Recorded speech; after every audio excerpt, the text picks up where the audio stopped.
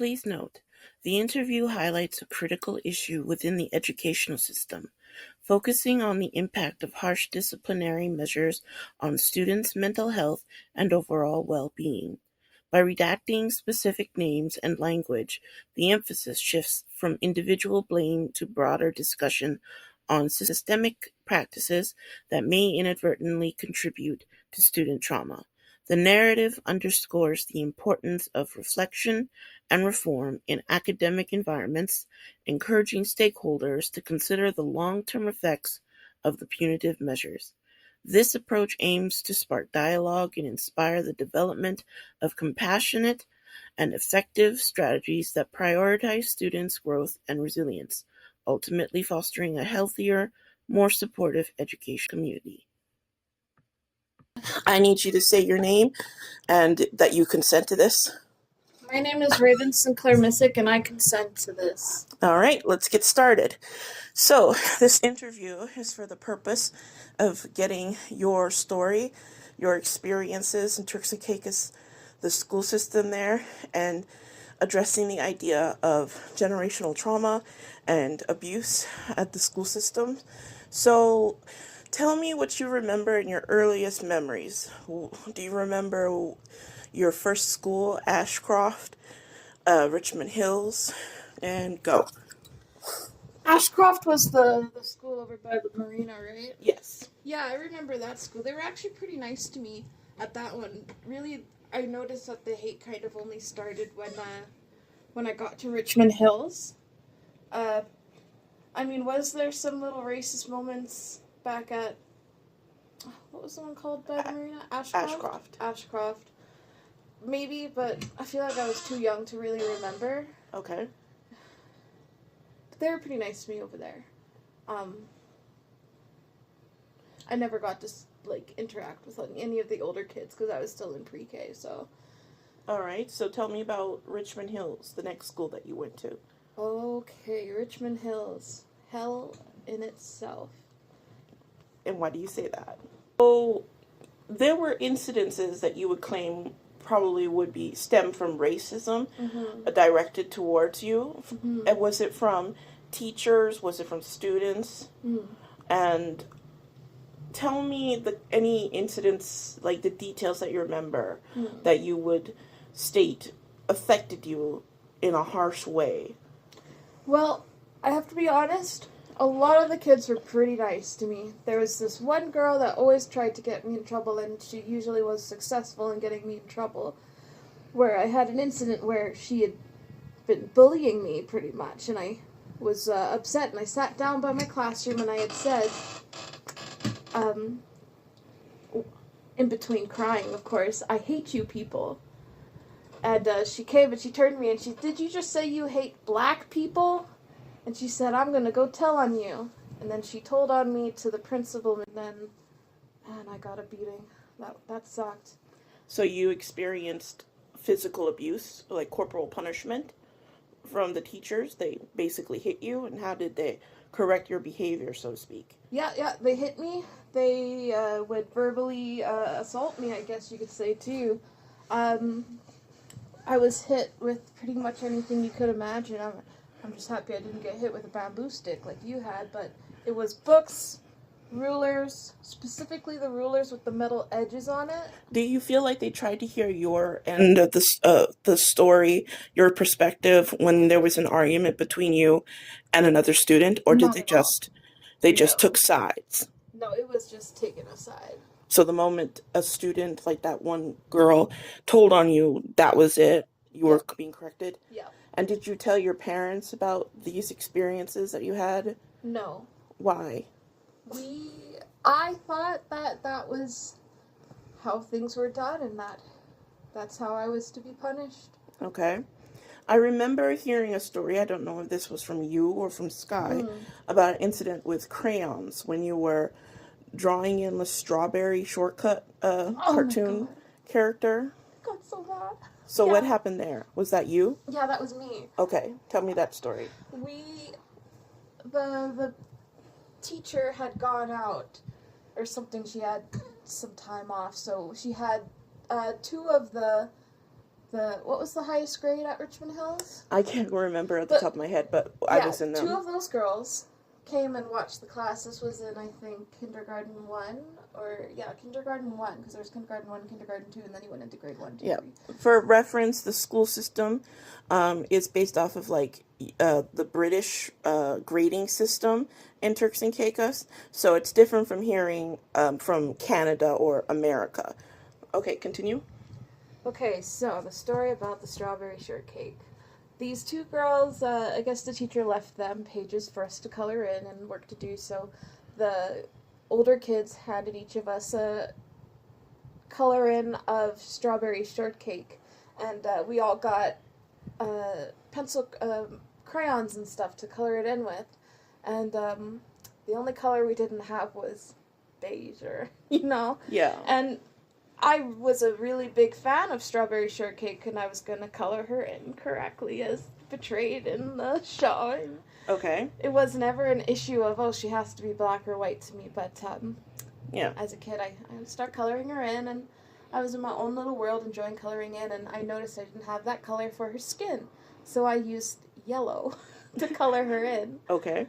And once everyone was done, the older girls came around and collected the pictures so that everyone could see how we colored in and stuff. And everybody else colored in strawberry shortcake with brown crayon. And then there was me with yellow crayon. And the older girls made it a point to take me to the front of the class, have me hold my drawing of yellow strawberry shortcake, and pretty much started to belittle me in front of everybody else, yelling at me, why isn't she brown, and I remember saying to them, because she's not brown. I said that to them, she's not brown, and they just kept belittling me, pretty much right in front of the whole class, like I was some kind of evil villain for not coloring in strawberry shortcake as brown. And did they say anything about your mother or your father? Did they know that you were mixed? Any of the students or teachers? Oh, I'm sure they knew. They never said anything about my parents. It was more of an attack on just me, I guess. Okay. And did you have any mental strains or physical symptoms from that experience? Yes. I developed I still do it to this day. I have a coping mechanism now where I like to take my hair and put it into a knot with my fingers and pull out thick chunks of my hair. Yeah. Did they ever say anything about your appearance? Like how you were dressed in your uniform? Yes. What? I was usually portrayed as very dirty, unkept. They would oftentimes, I remember in grade 3 or 2, this really beautiful girl with her brother came, and she had long, beautiful black hair, well kept, just beautiful girl. Yeah. She was white, and everyone treated her like a princess, or and then I remember one time they took me and her, and she brought us over to the side, and she pretty much pointed at this girl and told her pretty much that I need to be like her. Okay. Yeah. Can you elaborate on that, or? Like, she would say, like, I need to be cleanly like her, and that I needed to do my hair properly like her hair. And were you ever taken out of class to have your appearance tidied up, your hair done, anything like that, or no? Yes, I was, yeah. So you missed the class while somebody was fixing you up presentably? Yes. Okay. And do you remember who it was that was fixing you up presentably? It was the lunch lady. And her name was, do you remember? No, I don't remember. Yeah. Was she nice to you, the lunch lady? Only when I was, in quote, being a good kid. She was usually responsible. She was the one that gave a lot of the spankings, let's say. Really? Yeah. She spanked my friend so bad. I was there with her, too. I can't remember what it was, but we were out in the back together. Was it common to see corporal punishment, not just to you, but to the other students as well? Oh, yes. It was a common occurrence? Yeah. The amount of times I would see the little boys getting taken out into the back of the school over by that little green area, yeah, where all of the dirt is and the centipedes or whatever, the millipedes. Yeah. They take them over there and they beat them. Mm. Yeah. Do you have anything else to add? Like what? I've got lots of stories. Do you remember anything at the top of your head that you would like to share in the interview? Sure, yeah. I guess I could tell you a couple more stories that the one that I most fondly remember that really affected me, I guess you could say, is when I was playing skip rope on the concrete with the other kids, and I'd fallen and I fell onto the kind of cement gravelly road. Okay. And I was only in my socks at the time, because that's what we did. We took our socks off to jump sometimes, or shoes off to jump sometimes. And I fell and I busted up my big toe really bad. I was bleeding all over the place.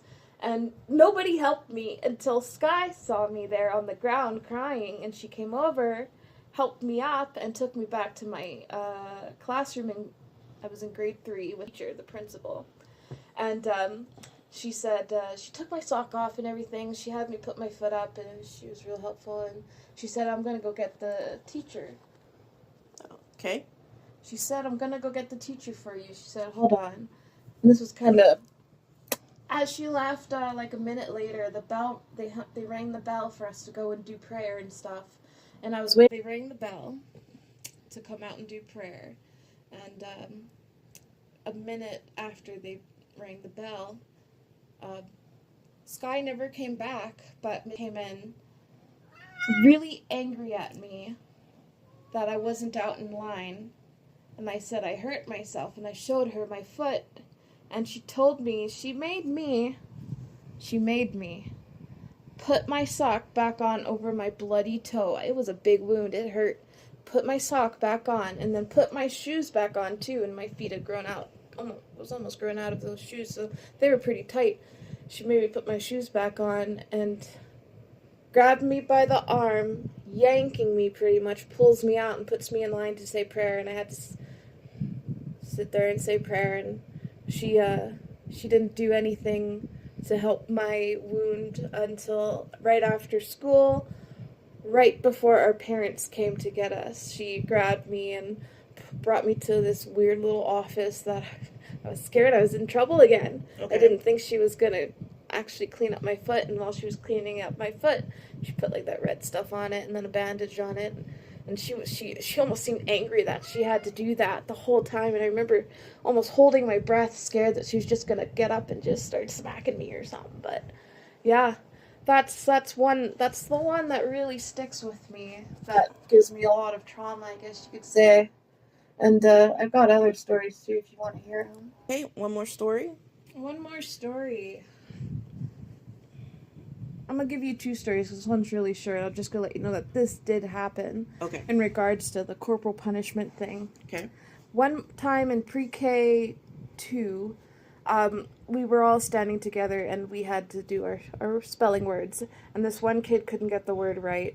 And the teacher decided that because he couldn't get the word right, she's going to hit him with a ruler, with the metal edge ruler. Okay. And he really didn't want to get hit, and he was backing away into all of us, and he didn't want to go, and he was trying to escape pretty much, and she grabbed his arm, pulled him over, and I was like right beside him pretty much, and I saw like how scared he was, so I thought, let me take the hit for him, and I put my hand out in the way of the ruler strike, and she had hit so hard that the metal part hit my skin and cut my finger open pretty good. Wow. Yeah, she cut me. If I didn't take the hit for that kid, he'd be cut. But I was like, I'd rather get hurt than this little guy, because he was one of the kids that I did like. He was very nice to me. Okay. And then another one that I really didn't like, that was the worst kind of corporal punishment that they kind of was giving me. I found it worse than the beatings. Was I was not good at spelling. I was having an extremely hard time learning, because all I could do is think of, if I get this wrong, I'm going to get hurt. I'm going to get hit. But most of all, I'm going to not be allowed to eat lunch. Because they would take you away? Yeah. So, this happened a lot. Almost every single day I would fail the test. So I would have to go with a group of kids that failed and sit on Mr. Hot steps. No shade, no water, no nothing. And we had to sit there and write out our words. It would start from 5 times each the word, and then we'd go and try and spell it without looking. And if we messed it up, then we'd have to go and rewrite them again 5 times. But I found she hated me a little bit to the point where she would make me write them instead of 5 times again. She would increase it to like 10 times, and then she would increase it to 20 times. She even increased it to 30 times once. I had to rewrite the word 30 times each. And a lot of the times I could not get it, and I would end up losing very many lunch periods, and they knew they were doing wrong because they would make me miss a class to go and eat my lunch sometimes. It was not fun. Yeah. Yeah. How do you know that they knew that they were doing wrong by doing that? Oh, because thinking about it now, I can tell, like, if I went home with all of my food in my lunch bin, in my lunchbox, Mom would ask, why is all of your food here? Why didn't you eat? So they knew they were like covering their tracks almost. So what did they do in order to cover their tracks? They would make me miss a class to go and eat all by myself in the back. Okay, so you missed a lot of education, you would say, Yeah. that you would need. Not that I would get it. How scared I was, honestly. Okay. Okay, now tell me, when you went back to visit Dad and work for him, when you were gone back to the Turks and Caicos for a little bit and you met Cian, what was your experience, or what did you see, I should say, with Cian's experience at school? Because you were very upset that, you told me that you were very upset that things hadn't changed. Yeah, things did not change. So what was the school that she was in? Precious treasures.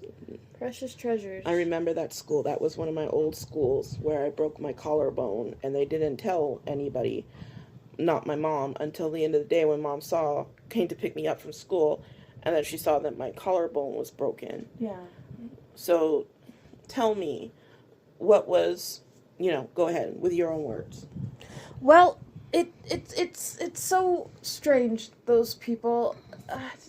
It's I almost wonder if they don't like the Mystic name or what it is, because I could see they did treat the other kids differently as to how they treated Cian. Even treating me, an adult, they treated me like I was a fellow student there as something, like complete disrespect to me. You know, first incident I had with them, Cian was she was doing something because she didn't really understand how to deal with all the goop in her nose. She was very not a lot of boogers in her nose. So I told her, like, you if you want it to like stop, she would go like she's trying to get the goop out of her throat because it trickles down a little bit. Okay. But she's not sick, so she would go. And I said, "Oh, stop doing that. Do this instead." So we were slowly getting her to learn what to do and that kind of thing. And so at school, she was still doing it. She had a couple, and I guess she had sneezed and a ton came out, and instead of giving her a tissue, really checking to see if she was sick, like temperature, blah blah blah. Yeah.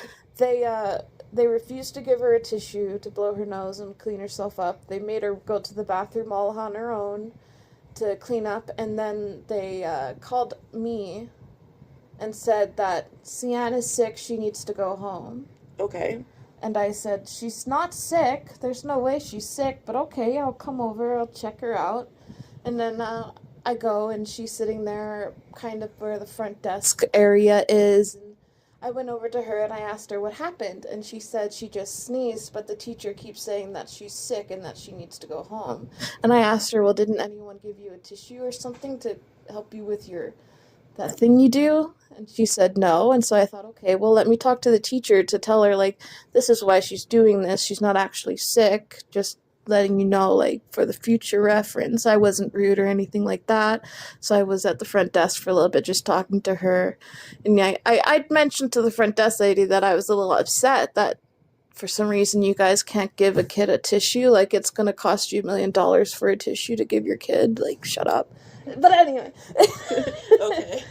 I was there for a little bit, man. I did express that it made me a little bit upset, but that was fine. Let's talk about this so that we can make notes for the future as to how Sian is, you know, because we don't want her to be missing schoolwork and stuff. She didn't want to leave, you know. It was just kind of the start of the day. And the front desk woman pretty much looked like she was just not doing anything to help me out. She was doing absolutely nothing except for, like, looking at me, smiling, and nodding. And I was like, oh, you're one of the special ones, okay. But I didn't say that. But all of a sudden, it's like she pressed the panic button. You know how we have panic buttons when someone's trying to steal from a store? It's like she pressed the panic button, and in comes the vice principal with this real bitchy attitude towards me.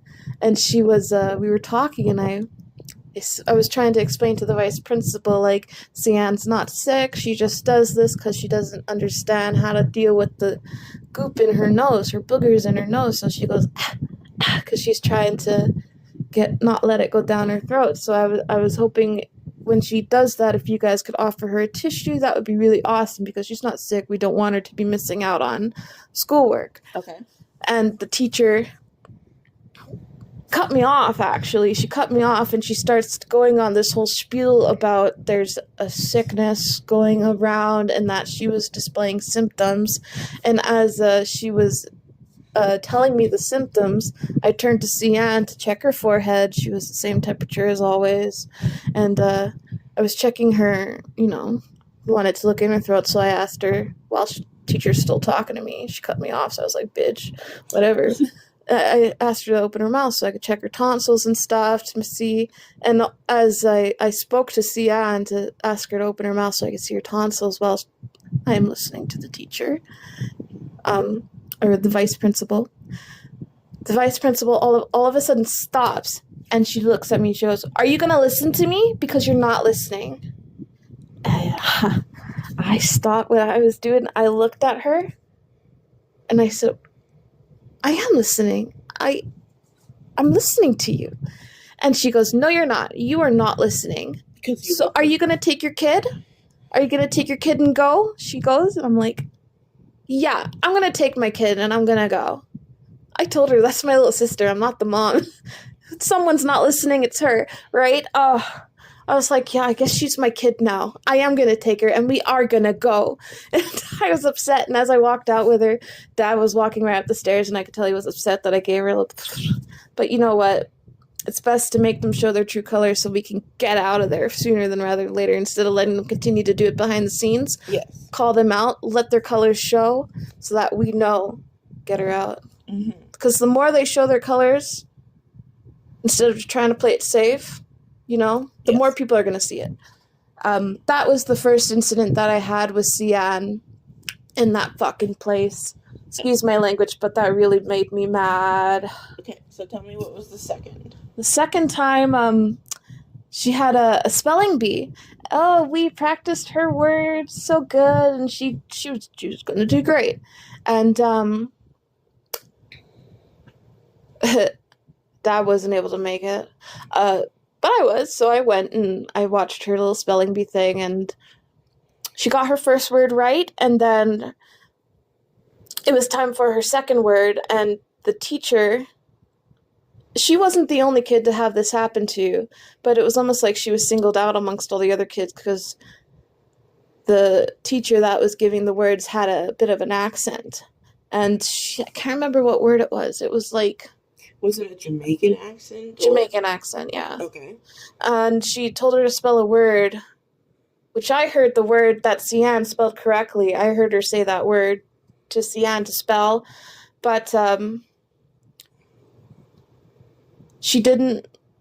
Once Sian was done spelling the word, the lady didn't say anything, just had her go back and sit down and continued on with all the other kids. And when it came time to eliminate the other kids amongst everyone else, Sian was first to go, and I was like, that's weird, she didn't get any wrong. No, she had 2 words right out of the 3, so they were going to get rid of all the kids that had 2 wrong out of the 3 right. So she didn't qualify from your perspective. She did qualify from my perspective. I mean, to be an eliminated. She didn't qualify to be No, eliminated. no, she didn't qualify to be eliminated. And So what happened after that when she was eliminated? well, she seemed kind of confused, and I was very confused.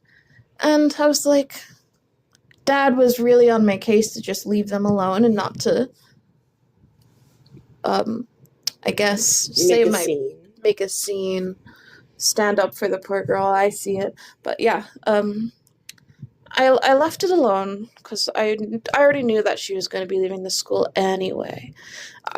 You and Dad talked about her leaving the school? Oh yeah, it was pretty much set in stone. When her mom came back, they were going to switch her out, so that was really good. Okay. Not that I don't think any of the other schools would be good, because they all seem like dog shit. Why do you say that? Did you have any experiences with the other schools? Well, just from the, when you see one school, you feel like you've seen them all, because a lot of them, when me and Sky ran away, we didn't run away, but we got lost. We went on an adventure behind your back, remember? Oh, yeah, that incident. That incident, the lady drove us around to each and every school on the island, and I just remember feeling this awful feeling from each school, so in my mind, every school is awful there. Oh, I see. Yeah. Okay. The worst dread was when we got back to Richmond Hills, but yeah. Where was I? Yeah. After that, she went and sat down with the losers, I guess you could say. And that was that at the end, and I went up to the teacher afterwards just because I thought, and I said, I thought Sian had spelled that word correct. Did you not say to spell this word? And she said, no, it was actually this word that she was supposed to spell. And I said, it didn't sound like that. I don't think that was very fair. But then she gave me kind of like a bitch please face look. You know, the bitch please? Yeah. Yeah. And pretty much walked away from me. And I was like, okay, I'm going to go and infiltrate the classroom with Sian to make sure it was all right. And I go over to Sian and I said, you did so good. I was proud of her. She did great. Even, it's hard getting up there. And I said, you should show me your classroom. And she was like, yeah, I'm going to show you. So I got to go up with her into her classroom. She's on the top floor there at the end. And it was the strangest thing. All of a sudden, these kids, while I was up there, they were telling me how they had gotten moved to the front of the class because they were the bad kids. And Sian was one of the kids that got moved to the class. She said she used to be in the back, but then she got moved to the front of the class because she was a bad kid or something like that. And I said, well, that's not okay and that's not right. And I remember making a point telling all the kids that were there, spelling bees don't mean anything. Don't feel bad for losing at the spelling bee because it doesn't help anything. Spelling bees do nothing, honestly, if you ask me. They do nothing except for bad things. Well, that's quite the information to give little kids. Yeah, they were all crying. Spelling bees only make kids cry, for fuck's sake. Why do we keep doing them? So you don't feel like it helps them properly, understand Absolutely not. No, it doesn't. It just gives them anxiety and depression and makes them sad, and then as soon as they get away, they go and cry. And the amount of kids that started crying that teachers had to stop and go and console, I was like, what the fuck? Why are we still doing this? Do you see those kids crying being consoled by the teachers after they lose the spelling bee? Or yeah, but it was the strangest thing because they would almost try to go and hide to cry. They didn't want to be they wanted to hide and cry. So the kids looked like they were ashamed of getting things wrong. Very much. There was one kid that was pretty much just what's the word that you could call it? He like, it was a girl. She pretty much shut down. It was just crying, just a mess. And it took the teachers 10 minutes to realize this was happening because she went to hide to cry in the little doorway there. She went to go hide to cry, but all the other kids were looking at her, and one of the kids went up to her and she was like, "Are you okay?" and stuff. And then that kid left. It was 10 minutes later the counselor saw, because I was looking, and I'm like, teacher, check on your kid. And I'm like, fuck. She just was inconsolable, and she had to be taken out of the classroom there and take it away to calm down. I was just like, Raven, spelling bees do nothing. if I were to take this interview to like the school board system in Turks and Caicos to let them know incidents like this had happened, Yeah, in order to like help future better developments, would you be okay with that? yeah. All right. Hey, can I just say one more thing? All right. You shouldn't be teaching. Okay. Well, that was Raven Missick's story, her point of view, and what she saw and experienced in the Turks and Caicos Providenciales school system. And that is the end of this interview.